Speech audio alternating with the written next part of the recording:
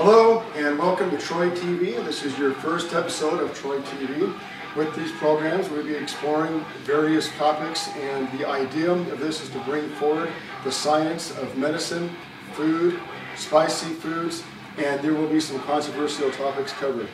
And I guarantee this will offend some of you. If some of these things offend some of you, too bad. The idea is to learn. We're going to keep this factual and scientific. Today is Thanksgiving, and each episode we will be saying something that is happening within a current event. And the idea of this is not to bring up political debates. I'm sure everybody has their different ideas and theories as to what's happening. What I'm trying to do is to give you a solid anchor as to what date this actually is.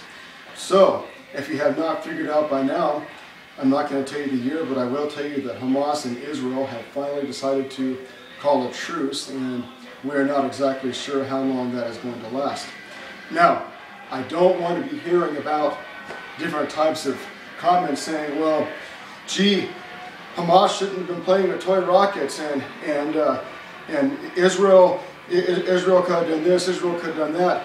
That's fine if you believe that, but understand that what we're trying to do is have some sort of a connection to a date, okay? You can believe whatever you want, but we're not going to get anywhere if we keep things one-sided. So, today, we are going to be talking about something that has been a subject that's come up a lot with me. My background is water and building science, and I love food. So, what we're going to do is going to cover all of these things at once, and this is what I've been asked. And it's actually kind of funny that this actually is something that people don't understand. The question is, if I heat water up that is already hot, is it going to take a longer period of time than it will if it's cold? And I find this to be an interesting question because it really covers a lot of different subjects, and it really depends on what you're trying to accomplish, what you're trying to cook. If you are trying to cook something that you want to start from a very clean state, and you want to bring out as much as you can from that food, then that's going to tell me something. It's going to tell you something. If you're using a recipe that has been passed down for generations, and you're using the same water source that your great-great-grandma has or something, that tells you something as well. So this can lead into the question of whether or not to add food to water that's already been boiled or water that's cold. Again, we come across the same types of things. Cold water, for instance, will have more dissolved gases in it.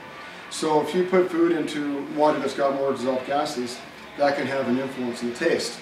If you put food into water that's already been heated up, or that comes out of your tap water, hot water has more minerals dissolved in it. So what that tells you is you're looking for food that's going to be cooked with the existing minerals and possibly chlorine, depending on what is in your water. So what you really need to do is understand what it is that you're trying to accomplish, what it is that you're trying to cook, and the reasons behind that. If you're at home and you're just using a recipe that you've used for years and you're happy with what you're doing, fine. If you're cooking in a restaurant, then you're going to have different motives. Now that our burner is hot, we're going to go ahead and draw some water that is the temperature that's coming out of my tap. And one thing I forgot to do was get some sort of a measuring cup. So for the purpose of this experiment, we're just going to use a cup that's this size. Now I have the water on completely cold, and I don't know what that temperature is, but we'll get into that in a second, and I'm going to explain to you why that can actually be a huge variable in this experiment. So here we go, and what we're going to do is time how long it takes this water to boil. Now while that's actually boiling, what I want to go over is some basic building science, or not building science, but I'm sorry, just heat transfer theories and ideas. If the temperature of this water is, for instance, 65 degrees coming out of my tap, there's going to be a certain amount of time that it takes for this water to get to the temperature that the water would be if I were to turn it up as hot as it goes. Most people keep their water heaters set between 100 and 140 degrees. So we're going to have 35 to 40 degrees of difference between the water that's cold and the water that's hot. Now, something interesting is going to happen, and that is from the time that the water gets to a certain temperature, and not boiling, which is 212 degrees, that is going to be fairly rapid. Once it gets to a certain temperature, it starts to slow down. Now, if you could take a look at what's happening here, we've got small bubbles starting to form, and we are at a minute 10. And for the purpose of this experiment, we're going to wait until there's big bubbles. Now, we don't have a thermometer available for this experiment. That would actually cause an entirely different discussion. The bubbles are getting a little bigger, and I'm not going to call that boiled jet.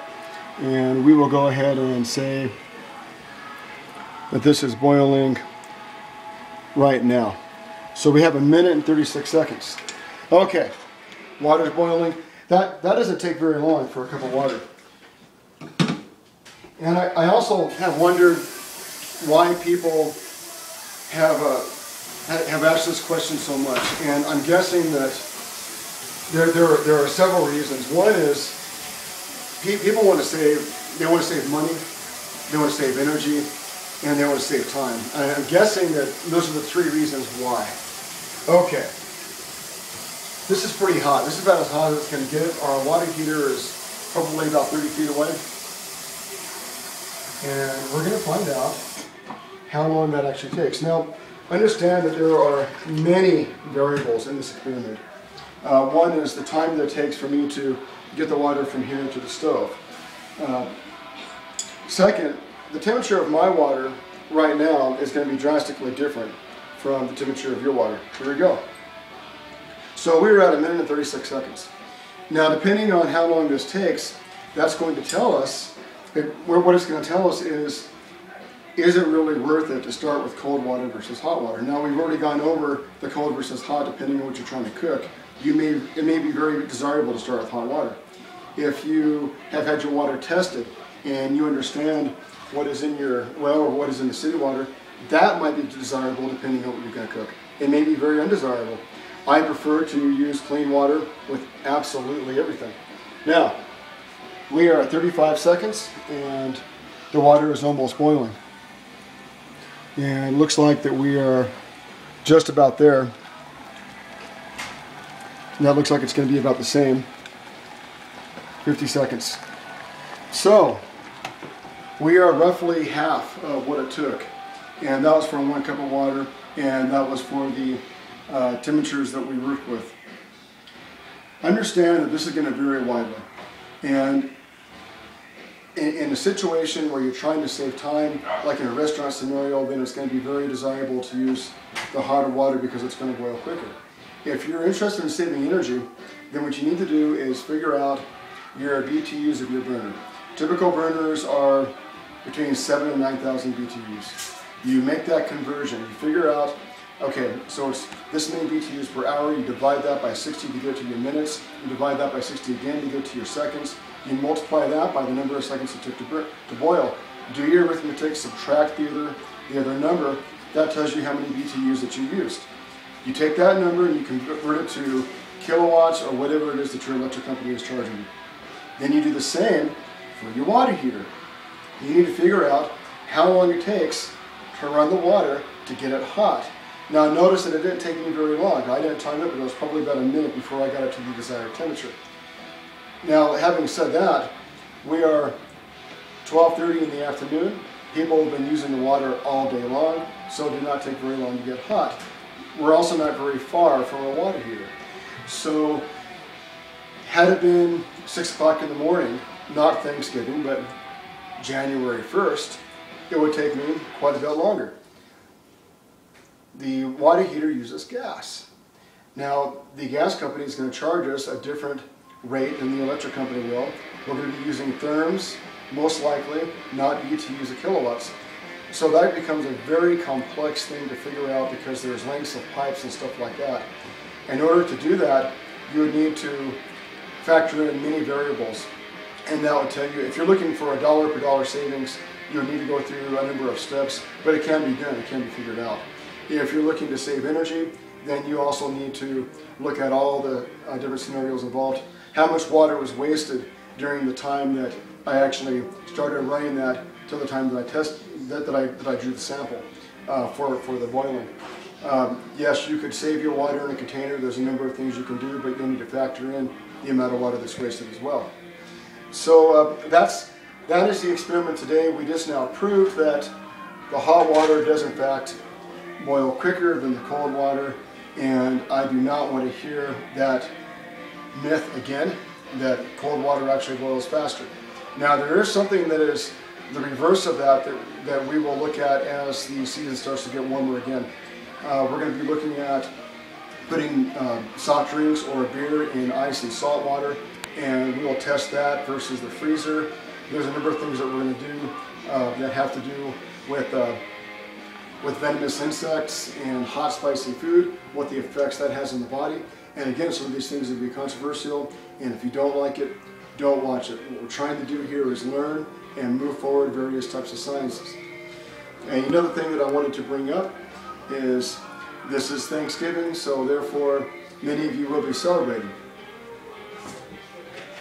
This is a very simple mixture that I have come up with. This is called cranberry, cucumber, and arugula salad.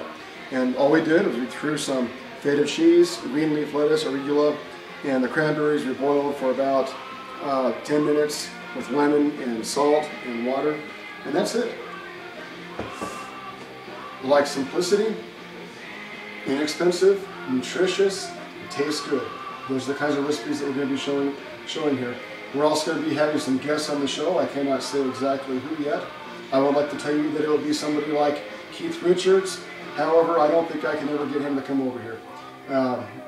Please do not write in asking me to do things that are completely insane. Do not ask me to get myself in a grocery cart and roll it down a hill on flames, all while after inhaling a balloon full of nitrous. This is not Jackass, okay? We will be doing some things that are considered a little bit crazy, but I'm not suicidal. I do value my life, and I do value the future.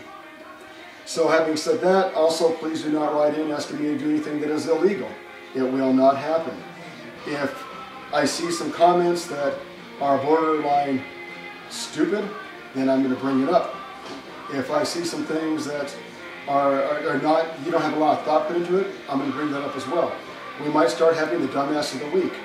We will be doing this once a week. If your comments are unwarranted and just downright idiotic, then I will call you out. And after watching dozens and dozens and dozens of various, I should actually say hundreds of various things happening with YouTube comments and Yahoo comments, I must say that I am very amused at the number of times that people very quickly go to say something about Justin Bieber, or to quickly blame Obama, or when it was Bush for whatever is going on. You guys, please think about what you're commenting, put some thought into it. I don't care what side you're on. I would just like to see something that is well thought out and a really good, intelligent comment. That's the kind of thing that we're looking for. Otherwise, you're going to get called out in the show. Okay? Please join us tomorrow for Black Friday, which we will be protesting at the Walmart here in Rio Rancho. Thank you very much for tuning in, and peace out.